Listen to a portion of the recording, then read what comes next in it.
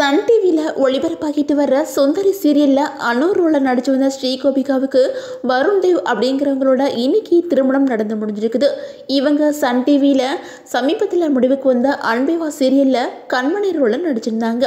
அதே மாதிரி சமீப காலமாக சுந்தரி சீரியல் முடிவுக்கு வரப்போது அனு கடைசியாக என்ட்ரி கொடுப்பாங்க அப்படின்னு சொல்லிட்டு ஒரு டாக்ஸ் போயிட்டு இருந்துச்சு. அதை நிரூபிக்கிற வகையில் ஸ்ரீகோபிகாவுமே தன்னோட இன்ஸ்டாகிராம் பக்கத்தில் கார்த்திக், அனு, தமிழ் இவங்க 3 பேரும் இருக்கிற மாதிரி ஒரு ஃபோட்டோவை ஷேர் பண்ணி ஃபைனலி அப்படின்னு சொல்லிட்டு ஒரு கேப்ஷனும் கொடுத்துருப்பாங்க.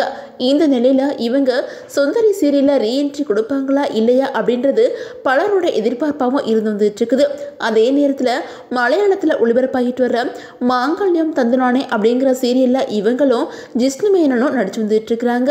இந்த நிலையில் இன்னைக்கு இவங்களுக்கும் வருண் தேவ் அப்படிங்கிறவங்களுக்கும் பெற்றோர்கள் நண்பர்கள் முன்னிலையில் கேரளாவில் இருக்கிற குருவாயூரில் திருமணம் நடந்து முடிஞ்சிருக்குது. இவங்களோட marriage photos and videos social மீடியாவில் வெளியானதும் பலரும் இவங்களுக்கு வாழ்த்துக்கள் சொல்லி வந்துட்டு இருக்கிறாங்க. அதே நேரத்தில் சில மாதங்களுக்கு முன்னாடி ஸ்ரீகோபிகாவுக்கு வைசாக் ரவி அப்படிங்கிறவங்களோட கடந்த ஜூன் மாதம் என்கேஜ்மெண்ட் நடந்துச்சு. என்னோட 8 வருஷ நண்பர் இவரை கல்யாணம் பண்ணுவேன்னு நான் எதிர்பார்க்கவே இல்லை, ரொம்ப சந்தோஷமா இருக்குது அப்படின்னு சொல்லிட்டு ஒரு கேப்ஷனை கொடுத்துருந்தாங்க.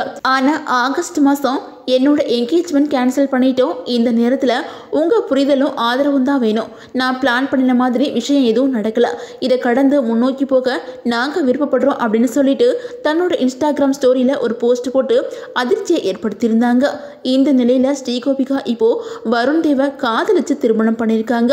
32 வயசாகிற வருண் தேவ் ஆஸ்திரேலியாவில் இருக்கிற மெல்போர்னில் இருக்கிறாங்களாம். இந்த அழகான பேருக்கு நம்மளோட வாழ்த்துக்களையும் சொல்லிக்கலாம்.